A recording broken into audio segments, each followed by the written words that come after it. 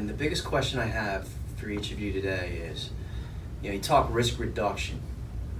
I want you to think and tell me, because I know we all did commitment letters, right? On what we were going to do to reduce risk or injuries in our areas, right? So this little focus group meeting is, one, I want you to tell me what our biggest hurdle is, or yours. And two, what do you think we could do better as a team? All right?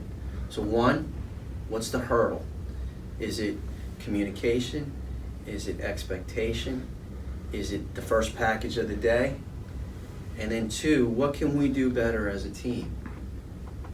And if there's anything else you want to add into there, add it. Because this is like a focus group meeting. I love these meetings because ideas come out of them. And then as an idea comes out, that grows, because then someone else will go, hey, that's good, let's do this. Hey, I like that. Yeah, I have the same problem. And that's how we solve risk, is what you're tying it down to. So who wants to go first on what they think or what they see? Go ahead, Nick. I'll go first. I think that we should communicate the methods better to the employees. That way we'll have a safer working environment because they're following the methods, which helps keep them safe. I think we should evaluate every single loader employee to see where they are physically as far as risk of potential injury. For example, if they're very stiff and very tight, they might have trouble doing the 8 key steps to lifting and lowering. So I think we should find a way to evaluate every single employee in this building. Go ahead. I just wanted to piggyback off what Sean was saying, because I agree, and I think that, again, knowing kind of where they're coming from plays a part, because we have some people who come from various backgrounds, and if they're coming from a job or not working at all, then coming in here where they're lifting 50 to 60 pound packages and doing so much physical work, it is kind of a shock to the body, and it causes them to be overwhelmed and to maybe not work as hard, or in retrospect work super hard but put their body at risk. With less sleep. Right. For recovery. Right. So what you're suggesting then is kind of do like a wellness assessment on them, On every single, and maybe give them a stretch routine in the mornings, some type of stretch routine that they can do when they wake up or go home, and explain to them like soreness is normal, right, and then here's a weakness that we could see, potentially you need to strengthen your Right. your legs, your Right, quads, your exactly. Okay. Yeah, like- Now let me ask you this: when it comes to the onboarding process of each of you dealing with the onboarding, right?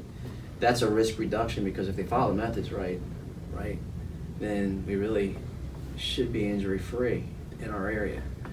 But how do we address risk when we see it in our area? How good are we at doing that?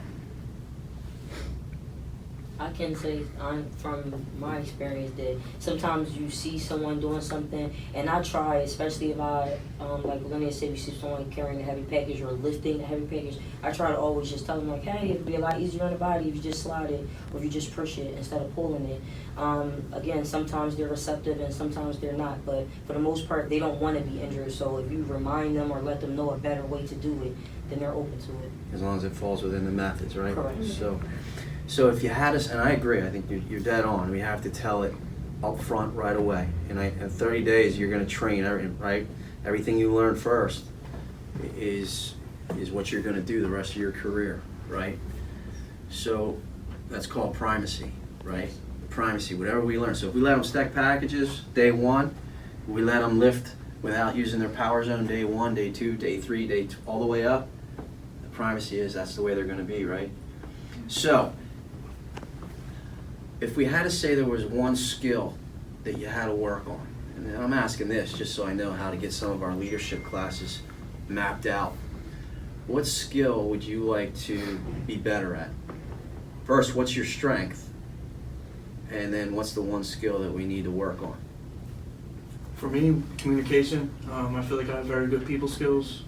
Getting my point across and understanding where people come from if they think differently. Yep. So for me personally, one of my weaknesses starting out was I was more willing to hop in and actually do the job myself along with the loader when I was on the box line before the sort aisle, instead of either communicating to a neighbor next door to help out if he's light. And I was bad at moving people around, and I would rather put myself in the fire and get the job done alongside with the loader. But now especially, I'm a lot better with bouncing people around to problem areas instead of me personally doing it, because then if you tie yourself to one area, then there could be fires all around you and you're just locked in. So I definitely feel like I got better at moving people around to the problem area instead of me diving in. Okay, good. I would have to second that too. I think one of my strengths is that I am a hard worker and I don't kind of mind. But something I could work on, like Mark said, is not locking myself in so that I can have a visual of kind of what needs to be done around me. Because like you said, once you're locked in, you have no idea kind of what's going on and where the problem areas are. So I'm learning to be able to move people to the work and keep my eyes on the entire box line. Very good. Even if you have like a lot of communication with him, like just talk nicely. Can you help me please? And this, no, I take everybody Right. down, help everybody. Can you help me? You have you being empty, you can help the Right. neighborhood. That's what I work today. Yeah, it's almost like getting to know a little something about everybody Yeah. in your group, and then you can talk to them about that and maybe expand on that a little bit. And then once they get to know you, they think, hey, he's not so bad. And then it's a little bit easier way to motivate people than just saying, hey, go do this. And that is part of the onboarding, because we onboard them, knowing everything about them, what makes them tick, why they're here. Yeah. You know, and to your point is when you do that, you create a team that's so tight Absolutely. that everybody's looking out for everybody. No one wants anyone to fail, Right.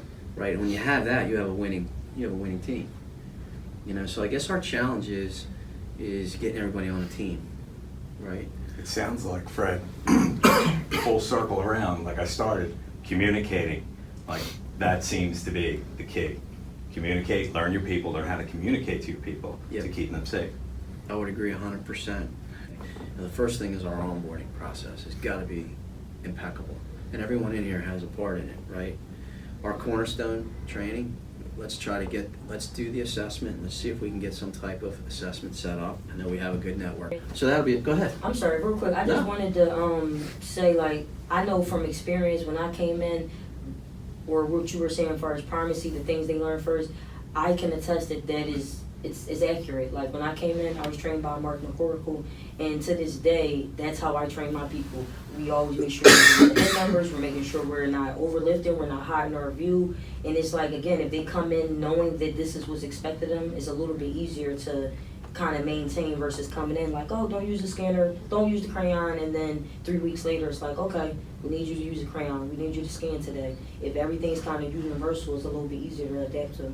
Yeah, exactly. Great points. You know, so this is good. This is a great meeting here today. Anything else you guys would like to bring up right now? I guess being more consistent though with the methods. Right. Like, if you only establish the methods on the light days or the easy days Right. when you have time to do it, whereas on the heavier days where it's a lot more chaotic, you're like, all right, well, don't worry about that today. Don't worry about this today. Then it's kind of like, there's no point to it. You gotta be consistent with it. Otherwise, they'll just assume that there's days where they can just, not do hands, not scan, not lip load, the way they're supposed to. So definitely being more consistent with the methods. Yeah. No, I would agree. And what they have to believe in, and that's created from everyone in this room, is that when there's heavy. So again, I'll go back to summarizing it. I think communication from us, right, to them, setting our expectations, and then us listening and understanding is the piece. Connecting with each person that you're in, including, the one thing I'll tell you is being able to manage down, level, and up are the three areas that you have to be good at. And I'll tell you, some people are real good at managing level to level, which is us in this room, right? Mm-hmm. And then when you manage down, sometimes when you take a jump, it changes because you realize you think you need to change the way you are. And sometimes you do, but it's how you communicate. And then managing it up, right, would be to your full-time suit. So how do we manage up? When you don't get the right communication to them, how do you tell them? And again, I'm just asking you to think about this, because these are all things, these little breakdowns lead to increased risk within our operations. Yep. Yeah. But even if we explain to these people and show him how to do it, he say, oh yeah, in the 5 minutes, then you back. Come on, really, I told you already. So even if we communicate how to do it and show him, they don't listen to us. Yeah, oh yeah. not like. They do or don't listen? They do? They don't listen. They don't listen. And that's when I say, you know, you have to manage up. That's where you would Yeah. get Bill or you get John now and say, hey, look, I've trained you, I've shown you, what don't we understand? You know, and then it's a full day OJS where you're gonna train them the right way. So you create that. Consistency. That's right, that's right. So I'm glad you brought that up. So it's follow through also, right? So when somebody says they're not gonna follow it or their actions show that they're not following what we're telling them to do, Mhm. then you need backup and reinforcement is what you're asking for. So here's what I'm gonna ask you as a development thing. In our training packets moving forward, you document the method that you're talking about. So day 1, day 5, when you're supposed to make comments on how their load was, or you do the methods evaluation, instead of writing in there, showed up for work on time, prepared, today we worked on not stacking packages outside. Right? Freddie demonstrated he did a nice job of it. Put it in writing, start from the beginning, because what's happened is we're trying to fix corrections from years before or people that weren't trained properly the first time. And I'm going to ask you to pay attention and tie risk into our training packets, okay? And then scenarios where people don't listen, that'll be something for our leadership meetings that we'll review and we'll do a role play on how to handle that, okay? So again, cornerstone training, we want them to do time them on how to load properly and read a label, right?